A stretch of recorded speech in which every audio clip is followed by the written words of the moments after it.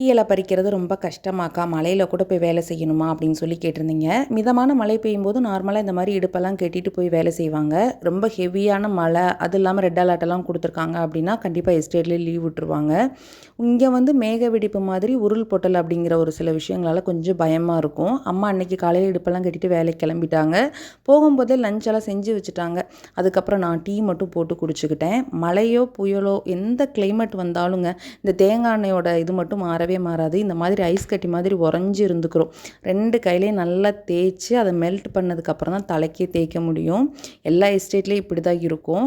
நான் சின்ன வயசில் இருக்கும்போது ஃபஸ்ட்டு நான் யூஸ் பண்ண மாய்ஸ்சரைசர் வந்து இந்த தேங்காய் எண்ணெய் தான்.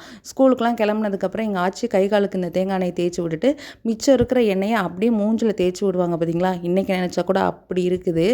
நீங்கள் இந்த அனுபவத்தை அனுபவிச்சிருக்கீங்களா அப்படிங்கிறதையும் கமெண்ட்டில் சொல்லுங்கள். எத்தனை பேர் எஸ்டேட்லேருந்து பார்க்குறீங்கிறதையும் கமெண்ட்டில் சொல்லுங்கள். நம்ம வீடியோ பிடிச்சிருந்தா லைக் பண்ணுங்கள். மறக்காமல் நம்ம சேனலை சப்ஸ்கிரைப் பண்ணுங்கள். தேங்க்ஸ் ஃபார் வாட்சிங்.